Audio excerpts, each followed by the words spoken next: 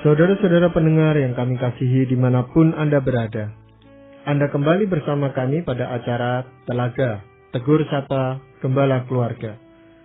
Saya Gunawan Santoso dari Lembaga Bina Keluarga Kristen, dan kali ini saya bersama dengan Ibu Wulan Sarjana Teologia. Kami akan berbincang-bincang dengan Bapak Pendeta Dr. Paul Gunadi. Beliau adalah seorang pakar dalam bidang konseling serta dosen di Seminari Alkitab Asia Tenggara, Malang. Perbincangan kami kali ini kami beri judul Membangun Keintiman. Kami percaya acara ini pasti akan sangat bermanfaat bagi kita sekalian, dan dari studio kami mengucapkan selamat mengikuti. Bapak, beberapa waktu yang lalu kita membahas tentang membangun keintiman itu bisa lewat kepercayaan yang ditumbuhkan. Nah, tetapi apakah hanya kepercayaan itu yang bisa membangun suatu keintiman, Bapak? Apakah ada hal lain? Salah satu hal adalah melalui pemenuhan harapan atau tuntutan dari pasangan kita. Kalau kita berhasil memenuhi yang diharapkan oleh pasangan kita, kemungkinan kita intim akan jauh lebih besar dibandingkan kalau kita tidak berhasil memenuhi harapannya. Demikian pula kebalikannya. Kalau pasangan kita bisa memenuhi kebutuhan kita atau harapan kita, maka kemungkinan yang lebih besar adalah kita akan juga merasakan kedekatan dengan dia. Jadi, dengan kata lain, memenuhi harapan dan tuntutan pasangan merupakan salah satu cara untuk membangun keintiman itu. Tapi, ini saya juga ingin menjelaskan satu konsep yang lain. Ternyata, keintiman itu sendiri juga melahirkan harapan dan tuntutan yang lain. Jadi, tidak semua orang yang berkata, saya mendambangkan keintiman, siap dengan keintiman. Itu kesimpulannya. Mengapa? Sebab keintiman menuntut harga. Harganya adalah semakin intim, semakin lebih banyaklah harapan dan tuntutan yang diembankan kepada pasangannya. Saya berikan contoh di sini, Pak Gunawan. Waktu kita belum menikah, baru berkenalan dengan kekasih kita, baru berkenalan sehari, 2 hari, dan sebagainya. Kita tidak menelpon, tidak akan menjadi masalah. Malam minggu kita tidak datang, tidak akan menjadi masalah. Namun begitu kita menyatakan kasih kepadanya, dan dia pun juga menyatakan kasih kepada kita, maka dibuatlah sebuah komitmen untuk menjelajahi atau untuk mengeksplorasi relasi ini lebih dalam lagi.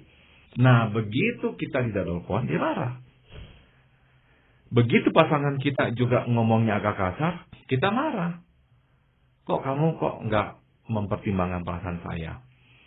Apa yang terjadi? Keintiman telah terbentuk. Dan tatkala keintiman terbentuk, maka harapan dan tuntutan juga akan keluar. Jadi itu sesuatu yang manusiawi. Justru yang tidak manusiawi atau tidak alamiah adalah sudah menikah, jadi berarti kan seharusnya sudah mulai dekat. Namun tidak bisa atau tidak boleh mengeluarkan isi hatinya, meminta atau mengharapkan apa-apa dari pasangannya. Itu yang tidak alamiah, dan itu yang kadang-kadang terjadi dalam pernikahan.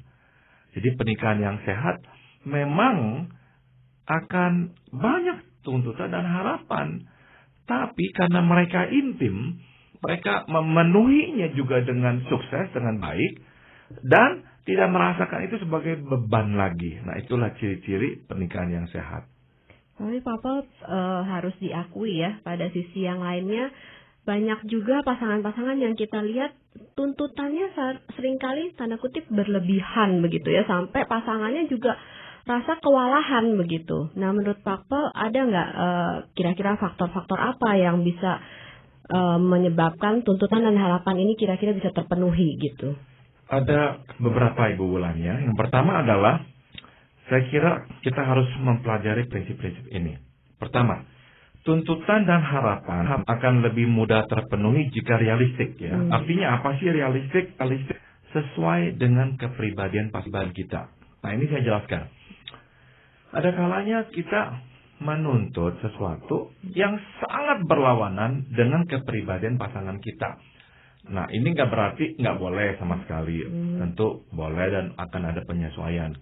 Tapi karena kita sadar ini terlalu berbeda dari kepribadiannya, maka akan memakan waktu lebih panjang dan kita harus realistik, sabar. Sebagai contoh, kalau pasangan kita memang orangnya berantakan, sebelum menikah kita tahu dia berantakan, nggak bisa rapi sama sekali. Nah, setelah kita menikah dengan dia, sekejap kita mengharapkan dia taruh barang di tempatnya kembali, taruh misalnya handuk, taruh sepatu, taruh sikat gigi dan sebagainya di tempatnya seperti semula, dan kita marah-marah. Nah, itu akan menjadi masalah. Kenapa menjadi masalah? Sebab kita mengharapkan itu terjadi di cepat. Dia berubah, dia menjadi orang yang lebih rapi. Ingat, jadi baik-baik. Yang pertama adalah kalau menuntut, lihat baik-baik apakah sesuai dengan kepribadiannya apa tidak. Kalau tidak sesuai, ya masih boleh nuntut. Namun, ya lebih bersabar. Yang lebih bisa dipenuhi pasangan kita kalau itu sesuai dengan kepribadiannya. Mungkin lebih tepat berharap aja Pak Paul, jangan menuntut gitu. Supaya kita tuh nggak terlalu kecewa. Gitu. Om cuman pengharap aja kan nggak apa-apa. Gitu. Tapi kalau pengharapan itu berkali-kali nggak terpenuhi, lama-lama juga bisa jadi tuntutan Pak Paul ya. Betul, sebab pengharapan yang dikomunikasikan telah menjadi tuntutan memang. Nggak bisa enggak sih ya. Namun maksudnya Pak Gunawan saya pahami, yaitu ya jangan kita ini memaksakan ya, karena semakin memaksakan semakin kecewa. Jadi sesuatu yang berlawanan dengan kepribadian lebih sulit untuk dipenuhi prinsipnya. Iya. Nah Pak Paul, sehubungan dengan harapan ini ya Pak Paul ya, itu kadang-kadang orang takut untuk berharap karena dikira nanti mementingkan dirinya sendiri aja gitu. Nah itu kaitannya gimana Pak? Saya kira itu ketakutan yang memang kadang-kadang muncul, tapi seharusnya kita ya memaafkan diri kita lah dengan berkata, inilah pernikahan, inilah relasi yang intim, dan di dalam relasi yang intim kita mempunyai harapan-harapan. Kita misalkan berharap pasangan kita nggak lagi pergi pulang jam 2 malam, karena dia sudah menjadi bagian hidup kita dan dia seharusnya lah pulang lebih pagi, jangan sampai jam 2 malam. Salah seperti itu. Iya. Nah, Pak Paul, di dalam hal ini, di dalam memenuhi tuntutan itu, apakah ada cara-caranya, Pak? Yang lainnya lagi adalah ini, Pak Gunawan. Tuntutan dan harapan akan lebih mudah terpenuhi bila jelas. Bila jelas, ya maksudnya apa? Disampaikan secara konkret. Kalanya kita meminta, tapi tidak jelas ya, nggak konkret, sehingga tidak bisa dipenuhi oleh pasangan kita. Contoh yang paling klasik adalah permintaan istri misalkan kepada suami. Berilah perhatianmu yang lebih besar kepada keluarga. Nah, kadang-kadang si suami itu akan garuk-garuk kepala dan bertanya, apa sih artinya memberi perhatian yang lebih besar kepada keluarga? Si istri harus memberikan contoh yang lebih konkret. Apa? Misalkan suami berkata, engkau lebih menghormati saya. Nah, suami juga harus beritahu apa itu menghormati dengan lebih jelasnya apa. Misalkan, waktu saya bicara depan orang, kamu jangan memotong saya. Memotong saya yang sedang bicara itu membuat saya merasa saya nggak dihormati olehmu. Atau, waktu marah, matamu jangan mendelik-delik kepadaku. Sebab waktu engkau mendelik-delik, engkau menantang saya dan engkau artinya nggak hormat kepada saya. Jadi, tuntutan atau harapan itu tuh perlu dikomunikasikan secara jelas. Semakin jelas, semakin lebih besar kemungkinan dipenuhi oleh pasangan kita. Kalau silakan. Kalau nggak jelas itu bisa berbeda konsep kali Pak Paul ya. Jadi yang si suami berpikir, oh saya sudah memberi perhatian cukup. Atau kayak tadi contoh menghormati, mungkin dari latar belakang keluarga dia menghormati ABCD nih. Sedangkan bagi istri ngomong pun mata melotot juga memang biasa di keluarga dia, bukan berarti saya tidak menghormati begitu. Jadi bisa konflik gitu ya kalau nggak dijelaskan. Betul. Mungkin. Betul, dengan adanya penjelasan, barulah misalkan si suami mengerti, oke, waktu istri saya mendelik, nggak berarti dia sedang nggak hormat kepada saya. Dan si istri sekarang mengerti karena mendelik itu memicu kemarahannya yang lebih besar. Oke, lain kali kalau dia marah, dia coba dikontrol besar kecilnya matanya itu. Ya, atau sebaliknya juga pasangannya bisa menanyakan kalau itu sesuatu yang tidak jelas, suatu tuntutan yang tidak jelas, kan dia bisa menanyakan kembali kepada pihak pasangannya itu sebenarnya apa yang dimaksudkan itu apa, yang mau diminta itu apa. Yang Pak Gunawan katakan sebetulnya sangat sederhana, yaitu bertanya kalau kurang jelas. Tapi ternyata Pak Gunawan ini salah satu hal yang sulit dilakukan oleh banyak orang. Nggak mau nanya. Ya. Gengsi. Atau malah kadang-kadang kita merasa berpikir, wah malah betulan ini. Ini kan ada permintaan yang tidak jelas ya. Iya. Jadi kita tidak wajib untuk memenuhi. Betul. Kalau nanti suatu saat dia marah, misalnya kita bilang loh, permintaanmu aja, kamu sendiri mungkin tidak ngerti apa yang kamu minta. Betul. Jadi kita akhirnya memanfaatkan celah itu. Iya. Kadang-kadang juga pasangan kita waktu kita tanya mungkin jawabnya tidak enak ya. Loh, ya kamu udah ngerti saya dong. Udah sekian tahun menikah, masa kamu belum kenal saya gitu. Betul. Jadi pasangannya nggak berani lagi tanya untuk kemudian hari. Betul. Kadang-kadang itu yang terjadi juga. Ya. Hal yang lainnya apa Pak Paul? Tuntutan dan harapan akan lebih mudah terpenuhi jika positif. Ya, artinya apa? Bukan dalam bentuk ancaman, namun dalam bentuk permintaan tolong. Ini permintaan tolong ini menjadi kata-kata yang sulit diucapkan oleh banyak orang loh Pak Gunawan dan Ibu Bulan. Nah, ternyata kalau kita bungkus ya tuntutan kita dalam bentuk yang positif ya, permintaan tolong, pasangan kita lebih mau dengarkan dan coba memenuhinya. Dia akan lebih sengaja nggak mau lakukan jika kita bungkusnya dengan ancaman kasar misalnya.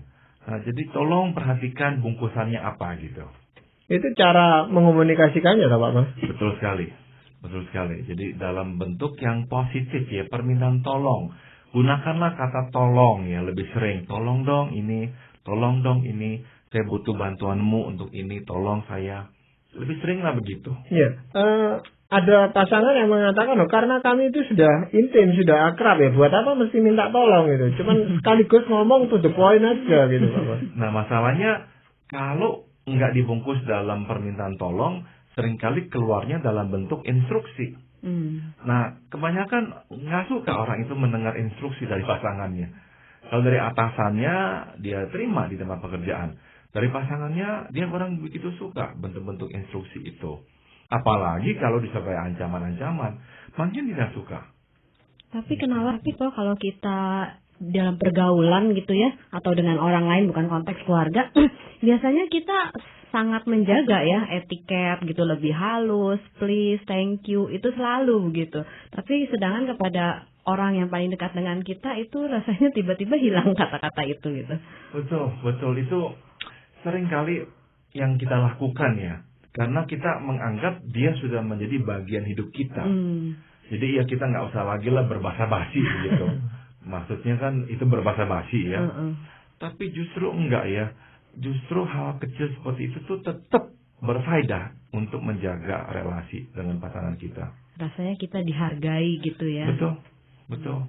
Tapi saya kenal ada satu pasangan itu Pak Paul yang mencoba ya, mungkin pernah mendengar saran seperti ini. Lalu dia mengatakan kepada istrinya, saya tolong kamu gini ya. Tapi istrinya tanggapannya bilang, loh sekarang kalau saya nggak mau nolong kamu, mau apa kamu? Gitu. Jadi dia menanggapannya seperti itu ya Pak. Ditantang ya. Jadi di situ ya kita langsung harus berkata kepada istrinya. Kalau kita jadi suaminya ya, kita berkata kepada istri kita, kenapa engkau mengatakan hal seperti itu? Apakah engkau sungguh-sungguh berkeberatan melakukannya? Kalau berkeberatan, kenapa berkeberatan? Jadi kita ajak istri kita untuk jujur menyatakan apa sih masalahnya, keberatannya apa. Kalau dia bilang enggak, saya nggak keberatan, saya hanya ngomong begitu aja supaya kamu ya nggak sembarangan sama saya. Nah kita bisa berkata, tolong ngomongnya jangan begitu. Sebab ngomong seperti itu benar-benar mencoreng muka saya, membuat saya hilang muka. Jadi kita bisa minta begitu ya langsung. Nah, apakah ada cara lain Pak Paul di dalam hal ini memenuhi harapan-harapan atau tuntutan-tuntutan ini, Pak? Yang lainnya lagi adalah ini, tuntutan dan harapan akan lebih terpenuhi bila berhadiah. Ya, maksudnya berhadiah itu apa sih? Membuahkan hasil yang dihargai, ya. Jadi kalau kita mendapatkan pujian, ya, karena kita memenuhi yang diharapkan pasangan kita, hasilnya kok positif, dihargai olehnya, kita makin ingin melakukannya lagi. Nah, seringkali yang terjadi waktu pasangan kita melakukan hal yang salah, kita bereaksi dengan marah, ya, teguran atau apa. Waktu pasangan kita melakukan hal yang benar, kita nggak bereaksi, kita diam aja. Nah, itu yang seringkali menandai relasi kita sebagai suami istri. Ini yang kita harus ubah, ya. Waktu pasangan kita melakukan hal-hal yang baik, cobalah tangkap, nggak setiap hari, nggak setiap kali, ya, tapi cukup seringlah kita mengatakan terima kasih. Atau sesuatu yang dia coba lakukan tapi nggak sempurna, kita tetap memberi penghargaan pada usahanya. Dia telah berusaha. Misalnya, pasangan kita membawakan kue ulang tahun, ya. Tapi akhirnya kita agak sedikit kesel.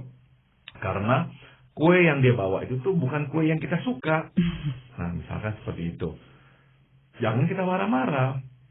Justru kita katakan, meskipun kuenya nggak sama, yang seperti yang saya harapkan, tapi saya menghargai usahamu. Nah, sekali lagi ya, pujian seperti itu tuh akan lebih membuat kita ingin melakukan lagi, mengulang lagi dan memenuhi lagi harapan pasangan kita. Mungkin di situ ada pengertian bahwa seharusnya memang seperti ini, ya sudah ini ya yang diharap-harapkan. Jadi dia tidak mengucapkan terima kasih, Bapak. Tapi dia mengungkapkan itu keheranannya justru kepada temannya. Katakan istrinya itu biasanya tidak perhatian, tapi hari itu sangat perhatian. Lalu dia cerita sama teman-temannya, aku heran loh, istriku tuh hari ini perhatian sekali sama saya. Tapi terhadap istrinya dia tidak ngomong apa-apa. Iya, itu menandakan memang ya kata-kata pujian itu sangat langka rupanya dalam keluarga tersebut, ya. Ya memang kita harus memulai dan waktu pasangan kita bingung, kok kita begitu manis, ya. Kita katakan, saya ingin memulai yang baru dan yang baik dalam rumah tangga kita. Yaitu memberikan pujian, menghargai apa yang telah engkau lakukan. Gitu. Yang menarik yang Pak Gunawan barusan ceritakan, ya. Saya pernah kenal pasangan yang memang pada sehari-harinya jarang sih melakukan hal seperti itu gitu. Jadi begitu si istri misalnya suatu hari berbuat baik, malah suami jadi curiga. Pasti ada maunya nih di balik ini. Nah, pasti dia mau minta dibelikan sesuatu yang mahal atau apa gitu. Nah, itu sering terjadi ya, Pak. Ya. Dan nggak apa-apa, kalaupun itu terjadi, ya si istri hanya perlu berkata, nggak ada apa-apa di balik ini semua. Dan memang benar-benar dia nggak meminta apa-apa. Nah, sekali dua kali si suaminya masih nggak terbiasa, tapi saya kira 3-4 kali suaminya akan terbiasa bahwa oke, istrinya melakukan ini dengan tulus, tidak ada apa-apa di belakang ini. Ya, kadang-kadang kita sebagai suami itu ya bersyukur atau mengucapkan terima kasih hanya tidak disampaikan secara verbal gitu, Pak. Betul, hanya dalam hati saja. Hanya bersyukur istri saya atau apa ini menjadi lebih baik atau apa, tapi tidak diungkapkan secara nyata karena tidak terbiasa mungkin. Betul, tidak terbiasa. Apalagi budaya Timur ya, Pak Paul, ya. Betul.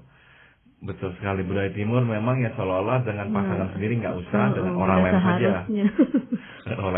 Pak Paul ini kan membangun keintiman ini kan sangat penting sekali gitu, Pak Paul. Apakah ada aspek lain yang bisa membantu pasangan-pasangan suami istri itu untuk membangun keintimannya? Selain dari memenuhi harapan, yang lainnya lagi adalah melalui komunikasi. Komunikasi itu benar-benar alat ya, sarana yang penting sekali untuk bisa membawa keintiman ke dalam relasi kita. Pak Gunawan, kata komunikasi itu berasal dari akar kata yang sama dengan komunitas. Ya, jadi dalam bahasa Yunaninya itu adalah koinonia. Nah, koinonia itu tuh kita tahu berarti persekutuan. Ya. Jadi dengan kata lain, tujuan berkomunikasi dapat kita simpulkan adalah keintiman, persekutuan. Ya. Memang istilah komunikasi sudah begitu berkembang sehingga sekarang kita memikirkan komunikasi sebagai penyampaian berita. Tapi sebetulnya dari kata koinonia itu tuh bersekutu, kita bisa menangkap maknanya. kita menyampaikan sesuatu agar kita dekat dengan orang tersebut. Kita bukannya menyampaikan sesuatu agar kita terpisah dari orang tersebut. Ya enggak ya, keintiman. Nah, justru inilah yang menjadi hal terhilang dalam banyak rumah tangga. Nah, maka saya mau mengusulkan sekurang-kurangnya 3 hal yang bisa kita lakukan, Pak Gunawan. Yang pertama adalah kita mesti sering-sering melakukan komunikasi sharing, ya. Artinya apa sih sharing? Yaitu membagi hidup, ya. Menceritakan apa yang terjadi. Jadi mulailah dengan menceritakan aktivitas, hal-hal yang telah terjadi, yang kita sedang pikirkan, apa yang tadi kita saksikan, jumpai, temui. Nah, bicaralah hal seperti itu. Nah, keintiman dibangun di atas pembicaraan-pembicaraan yang seperti ini nih. Jangan kita berkata, oh itu tetek bengek, nggak usah ngomong. Enggak. Keintiman dibangun di atas pembicaraan-pembicaraan tetek bengek seperti ini. Pak Pol, kalau usulan Pak Pol ini mungkin lebih mudah dilakukan oleh perempuan-perempuan kali, istri-istri ya, karena memang lebih tanda kutip lebih demen. Nah, sedangkan bagi suami mungkin apalagi yang pendiam gitu ya, suruh cerita-cerita seperti itu, aduh rasanya susah. Terus ada juga suami yang menganggap, kok kamu mesti tanyain sampai sedetil-detil sih ke seluruh kehidupan saya, memang kamu nggak percaya saya melakukan ini dan itu gitu. Ya, kadang-kadang suami berkeberatan ya kalau istri bertanya-tanya terlalu mendetail dan sebagainya. Tapi suami harus ingat bahwa istri itu hanya mengajak berbicara ya, supaya terjadilah dialog, komunikasi. Dan si istri akhirnya merasa intim. Nah, saya perhatikan suami atau pria, ya agak sukar lah cerita-cerita hal-hal yang kita anggap sepele gitu. Tapi suami itu tuh, atau pria, bisa bicara tentang problem. Karena pria itu cenderung cukup bebas ya mengeluarkan opininya. Jadi tidak setuju, tidak suka dan sebagainya itu tuh lebih mudah keluar dari pikiran-pikiran pria. Nah, kalau pria nggak bisa cerita tetek bengek yang lainnya, ceritakanlah masalah, ceritakanlah problem.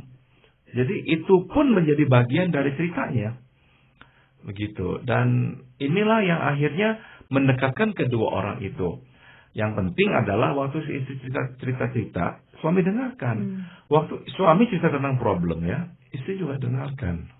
Ya, cuman di dalam hal ini Pak Pol, di dalam hal menceritakan itu memang ada, saya merasakan itu ada suatu perbedaan yang mendasar itu.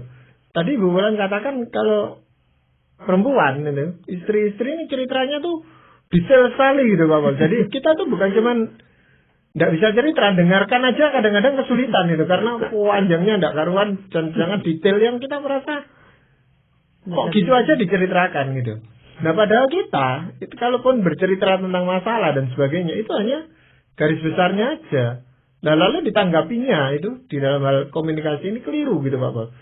Cerita kok cuman besar-besar lah, saya masa ngerti dia bilang gitu. Di sini memang dituntut pengertian akan keunikan masing-masingnya. Jadi kalau si istri berkeberatan karena suaminya hanya menceritakan outline, ya si istri bisa-bisalah untuk bertanya lebih jelas lagi. Dan suami ya jangan terlalu cepat untuk bersikap defensif kalau ditanya ya. Jadi pintar-pintarlah istri untuk menggali gitu.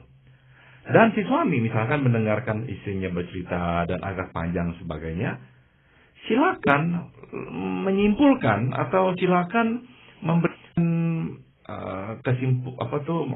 outline, memberikan garis besarnya, rangkumannya, sehingga ya mungkin sisi jadinya nggak terlalu sampai panjang atau bertele-tele. Tapi memang perlu adanya pemahaman nih akan keunikan ini nih. Nggak terbiasa karena kita memang berbeda. Tapi silakan, nggak apa-apa. Ya, apakah cuman sampai pada tahap itu cerita-cerita yang tadi kita sebutkan ya, yang sehari-hari itu apa bisa ditingkatkan lebih lanjut? Yang berikutnya adalah lakukanlah komunikasi edifying ya. Edifying itu berarti membangun ya. Membangun artinya apa sih ini nih? Memfokuskan pada yang positif bukan pada yang negatif. Mudah sekali ya kalau kita sudah berumah tangga untuk melihat dan memfokuskan yang negatifnya. kita melihat kok dia itu kalau ngomong, misalnya tadi itu, kepanjangan, misalnya gitu. Kita gagal melihat bahwa, oh dia itu tuh ingin dekat dengan kita. Dan misalkan suami kita orangnya terlalu pendiam, kita fokuskan pada dia nggak perhatiin. Saya ini nih kok sampai begitu dinginnya. Kita gagal untuk melihat segi positifnya bahwa, oh iya ya, enggak, dia orang yang memang stabil, orangnya sangat rasional. Dan kita perlu tanya dia, baru dia akan jawab. Jadi silahkan tanya.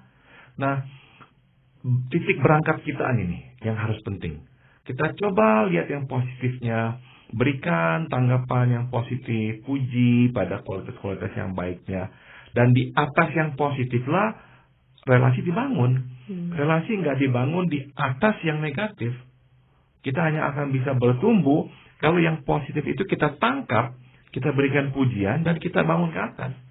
Relasinya jadi semakin kuat ya Pak Paul. Betul. Yang nyoroti terus kelemahan, kekurangan akan berjalan di tempat. Tapi pasangan yang bisa melihat positif, terus mengatakannya, terima kasih ya, saya senang ya dengan ini, terus berikan tanggapan yang baik kepada hal positif itu, justru akan makin kuat, makin bertumbuh. Dan yang negatif itu perlahan-lahan bisa lebih keluar. Pak Paul, itu bisa dilatih nggak sih kalau misalnya baik suami atau istri terlahir di keluarga yang memang nggak terbiasa dengan hal seperti itu begitu? Apakah itu bisa dilatih pelan-pelan atau enggak? Itu hanya untuk orang-orang yang memang dibesarkan di keluarga-keluarga yang memang udah seperti itu keluarganya gitu. Menurut Pak Paul seperti gimana? Akan lebih sulit memang bagi orang-orang tertentu yang dibesarkan di keluarga yang memang misalnya terlalu banyak negatifnya. Jadi dia harus bekerja lebih keras. Tapi saya kira ini bukannya sesuatu yang mustahil dilakukan. Bisa. Masih ada harapan. Ya, masih ada harapan. Langkah pertama selalu adalah coba tutup mulut sebelum misalnya memarahi atau mengkritik kekurangan pasangan kita. Coba tahan dulu. Coba kunci itu mulut sehingga nggak mengeluarkan kata apa-apa gitu. Mulai dari situ dulu dah. Dan waktu melihat yang baik, beri tanggapan yang positif. Mulai dari situ dulu. Nah, itu komunikasi yang edifying, yang membangun, yang akan benar-benar menumbuhkan pernikahan ini. Iya. Jenis komunikasi yang lain, Pak Paul, yang dibutuhkan di dalam pernikahan itu?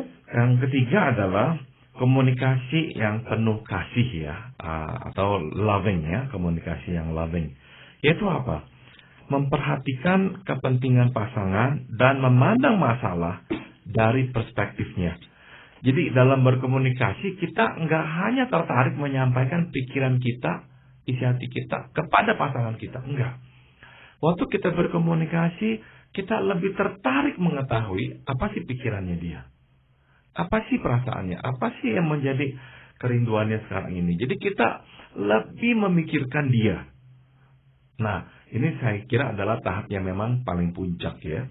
Tapi waktu pasangan bisa berbuat seperti itu ya, memikirkan apa sih yang diinginkan pasangannya, kenapa dia berpikir seperti itu, kenapa dia marah, oh berarti begini, oke lah saya coba untuk memenuhi seperti itu. Itu komunikasi yang penuh cinta, penuh kasih, benar-benar akan mengintimkan pasangan.